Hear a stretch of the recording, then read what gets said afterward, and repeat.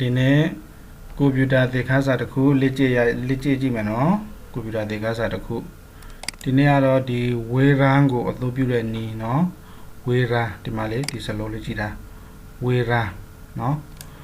ဝေရန်ကိုဘယ်လိုအသုံးပြုရတာလဲဘယ်လိုမောင်းတာလဲဘယ်လို download လုပ်တာလဲဘယ်လို install လုပ်တာလဲဆိုတာကိုဒီနေ့လေ့ကျင့်ကြည့်မယ်နော်ဝေရန်ဆိုတာကနော်ဝေရန်ဆိုတာဘာလဲဒီမှာတစ်ချက်ကြည့်အောင်ဒီမှာဒါလေးမှာဝေရာဖိုင်ဆိုတာဒီလိုစာအုပ်သုံးအုပ်လေးနဲ့နော်ဒီသူများတွေလေ့ပေးပြီးတော့ download တဲ့အခါမှာဒီလိုစာအုပ်သုံးအုပ်လေးတွေပါရတတ်တယ်အဲ့ဒါဝေရာနဲ့အလုပ်လုပ်ထားတာနော်သူ့ကိုဘယ်လိုဘာအလုပ်လုပ်တာလဲဆိုရင်သူကစက်တွေပါကြီးတယ်ဆိုလို့ဆိုရင်စက်တွေပါချုပ်လို့ရတယ်နော်ဥပမာဒီမှာ Photoshop ဖက်တစ်ခုကိုဒီမှာသူကစစ်တသမ91 MB ရှိတယ်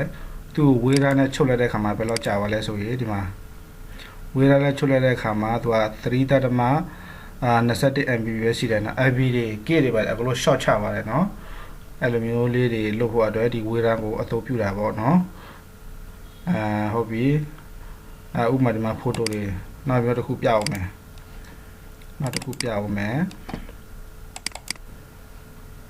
ဒီမှာဒီ tip file psd ဖယ်တွေကိုတေးထားတာကနော်ဒီမှာတေးထားတာကဒီမှာ1 point တကယ်ကြော်တာပေါ့နော်တကယ်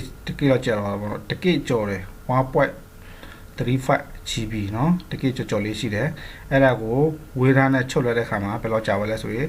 649 MB ပဲကြာတယ်နော်ပြောရမယ်ဆိုရင် site တွေကိုချုပ်လိုက်တယ်ချုပ်ပြီးတော့တင်ထားတာပေါ့နော်ကိုကဒီတိုင်းပဲသိမ်းထားမယ်ဆိုရင်နေရာအများကြီးယူတယ်ကိုယ့်ရဲ့ set ထဲမှာသူ့ကိုဒီလိုဝေးသားလေးနဲ့ချုပ်ထားလိုက်မယ်ဆိုရင်နေရာလေးတွေအများကြီးမယူတော့ဘူးเนาะအများကြီးမယူတော့ဘူးပြီးတော့ကိုဒီလိုချုပ်ပြီးတဲ့ခါမှာဒါလေးကိုဖျက်လိုက်ရတယ်ကိုလိုတဲ့ခါမှာဒါလေးကိုပြပြီးတော့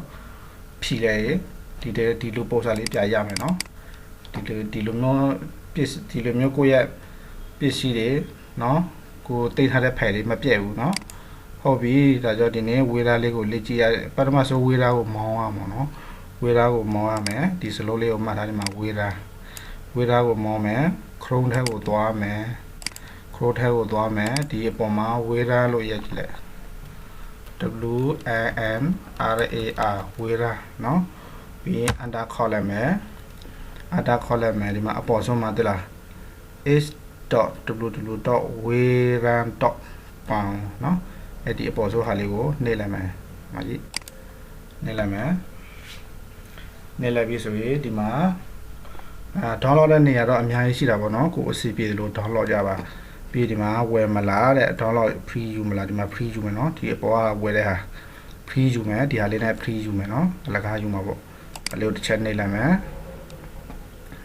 နှိပ်လိုက်ပြီဒီမှာနှိပ်လိုက်ပြီဆိုဒီမှာဒီလေးထပ်ပေါ်သေးတယ်ထပ်ပေါ်တဲ့အခါမှာဒီအောက်မှာ download ဝေရာဆိုတာပေါ်လာပြီနော်ဒီအောက်ဟာလေးကိုနှိပ်မယ်ဒီအပေါ်ဟာမနှိပ်နဲ့ဒီအောက်ဟာလေးကိုနှိပ်မယ်နော်သူ download ဆွဲလိုက်မယ်အဲ့ဒါနှိပ်လိုက်ဒီမှာ download ဆွဲသွားပြီပြည်သွားပြီနော်ပြည်သွားပြီဟုတ်ပြီ yes install okay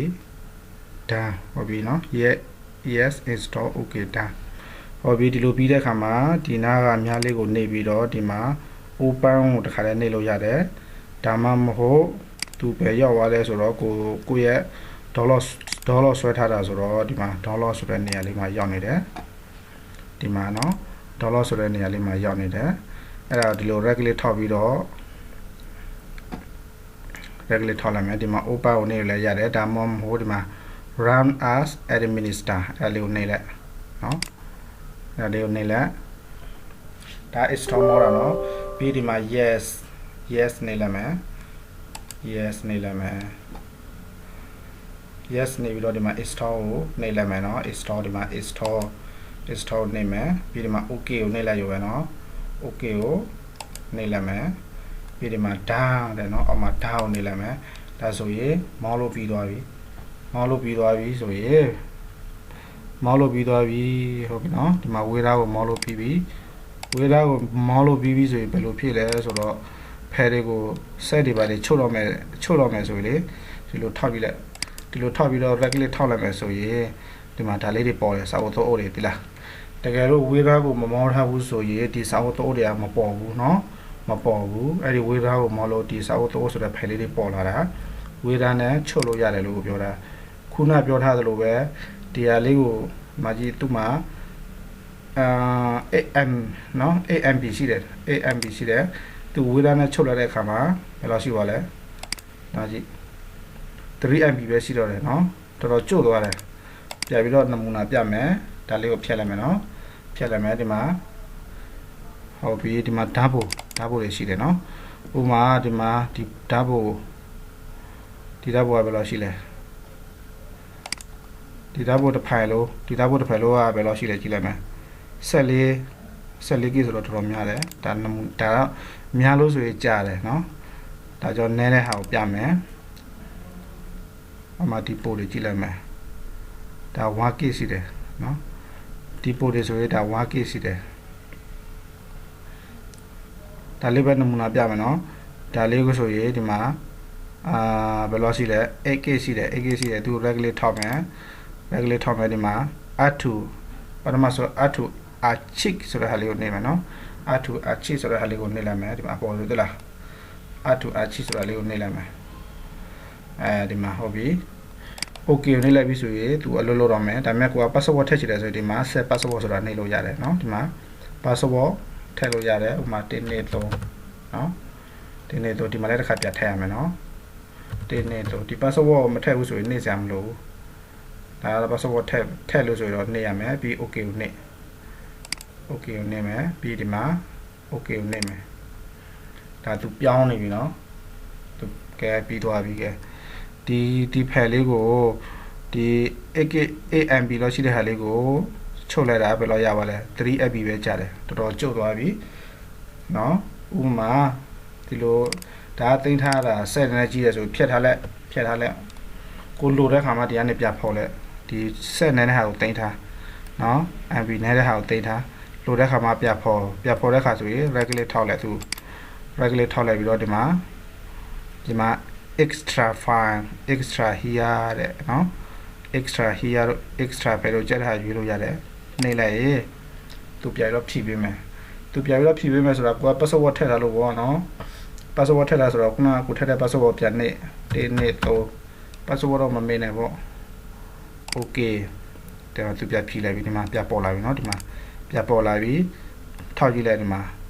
သူက AMB ပဲเนาะသူ MB မကြဘူးဒီမှာသိမ်းထားတဲ့နေရာမှာတော့သူကချုပ်ပေးတယ် 3MB ပဲရှိတယ်เนาะအဲ့ဒါကြောင့်ဝေးသားကိုအသုံးပြုတယ်ဆိုတာကကိုယ့်ရဲ့ဖယ်ဆက်တွေကြီးတယ်လေเนาะဖယ်ဆက်တွေကြီးတော့ကိုယ့်ရဲ့ကွန်ပျူတာကမစဘူးနေရာယူတယ်ဆိုရင်အဲ့ဒီဖယ်လေးတွေကိုဝေးသားနဲ့ချုပ်ထားလိုက်ဒါဆိုဖယ်ဆက်တွေသိမ်းသွားတယ်အဲ့ဒီဖယ်တွေကိုဖြတ်ထားလိုက်လိုတဲ့ခါမှာဝေးသားနေပြပြီးတော့ထုတ်เนาะပြထုတ်ဥမာဒီကဒါဆိုရင်အများကြီးပဲဒီဓာတ်ဖို့ဆိုရင်စုထားတာမှကြည့်ဒီဓာတ်ဖို့တွေစုထားတာ 14K လောက်ရှိတယ်အဲ့ဒါဝေးသားနဲ့ချုပ်မှဆိုရင်တော်တော်ကျုပ်သွားမယ်ဒီလားเนาะတော်တော်ကျုပ်သွားမယ်ဒါပေမဲ့ဗီဒီယိုတွေမှာတော့တိတ်မကျုပ်ဘူးပေါ့เนาะတိတ်မကျုပ်ဘူးပေါ့ဥမာဒီမှာဒီဗီဒီယိုဆိုရင်ဘယ်လောက်ရှိလဲ 30MB ရှိတယ်ဒီဗီဒီယိုကိုချုပ်ကြည့်မယ်เนาะ regulate ထောက်မယ်ဒီမှာ R2 Archi ဆိုတော့လေးကိုနှိပ်လိုက်မယ်ဒါ password မထည့်တော့ဘူး okay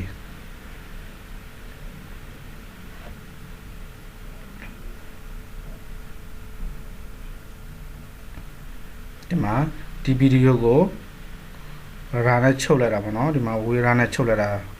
သူက30MB ရှိတာကိုချုပ်လိုက်တော့ဘယ်လိုရပါလဲဘယ်လိုကျုပ်သွားလဲဆိုရင်သူမှာ 23MB ပဲရှိတော့တယ်နော်ဒီမှာ 23MB ပဲရှိတော့တယ်အဲ့လိုမျိုးဖယ်ဆက်တွေပါ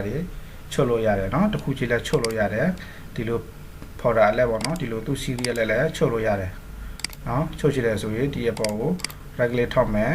အောက်မှာ R2 Archi ဆိုတာလေးကိုနှိပ်လိုက်မယ်เนาะ password ခါချေ set password ကိုသွားဒီနာ password သုံးလို့ထက်เนาะဒီအောက်မှာလဲ2ဟောအဲ့သုံးလို့ပြတ်ထက်ပြီး okay ကိုနှိပ်เนาะမထက်ချင်ဘူးဆိုရင် okay ကိုတစ်ခါလဲနှိပ်လို့ရတယ်เนาะဟုတ်ပြီဒါတော့ဝေးသားကိုအသုံးပြုတဲ့နည်းလေးပါเนาะဝေးသားကိုအသုံးပြုတဲ့နည်းဒီဝေးသားကိုအသုံးပြုတဲ့နည်းမောတဲ့နည်းအသုံးပြုတဲ့နည်းလေးပါเนาะအတူချုပ်ပြောရမယ်ဆိုရင်ဝေးသားဆိုတာကကိုယ့်ရဲ့ဖယ်ဆက်တွေပါကြီးတယ်ဆိုရင် ဝေရာနဲ့ချုပ်ထားလို့ရတယ်အဲ့လိုချုပ်ထားတဲ့အတွက်ဖက်ဆက်လေးချုပ်ထားပြီးလို့ဆိုရင်အဲ့ဒီဖက်ဆက်ကြီးတဲ့ဟာကိုခဏဖြတ်ထားလဲဝေရာပဲသိမ်းထားအဲ့ဝေရာနဲ့ချုပ်ထားတဲ့ဟာပဲသိမ်းထား